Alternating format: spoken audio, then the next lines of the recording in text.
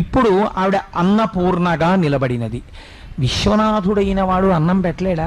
జ్ఞానమే ఇవ్వగలిగిన వాడు మీకు అన్నం పెట్టలేడా? అది ఆయనే పెట్టచ్చు కదా అన్నం. అమ్మవారికి ఇవ్వడం ఎందుకు అన్నం పెట్టేటటువంటి శక్తిని? అంటే శంకరుడు అన్నపూర్ణాదేవిగా అమ్మవారిని నిలబెట్టడం వెనకాతల ఒక రహస్యం ఉంది. తండ్రి బిడ్డడి యొక్క ఆకలిని తెలుసుకోవచ్చు, తెలుసుకోకపోవచ్చు. ఎందుకనంటే ఇది సృష్టిలో మీకు అందరికీ తెలుసున్న రహస్యమే. తండ్రి సాధారణంగా ఏదో పనిలో ఉంటాడు, ఎవరో ఇంటికి వస్తారు, వాళ్ళతో ఏదో మాట్లాడుతుంటాడు, వాళ్ళు వెళ్ళిపోతారు, ఇంకోళ్ళు వస్తారు, వాళ్ళు వెళ్ళిపోతారు, ఇంకోళ్ళు వస్తారు, మాట్లాడుతుంటాడు. 9 అయిపోతుంది, 9:15 అయిపోతుంది. అమ్మా ఆకలేసేస్తోందమ్మా, ఆకలేసేస్తోందమ్మా అంటాడు పిల్లాడు. అమ్మకి తెలుసు. ఆవిడ నిశ్శబ్దంగా లోపలికి వెళ్ళి నువ్వు తినేసేయని గబగబా కంచంలో పెట్టి పిల్లాడికి పెట్టేస్తుంది. అదే తండ్రిని నమ్ముకున్నాడు అనుకోండి, వాడికి రాత్రి 10 అయినా అన్నం ఉండదు. ఎందుకని నేను ఒక యథార్థాన్ని మీకు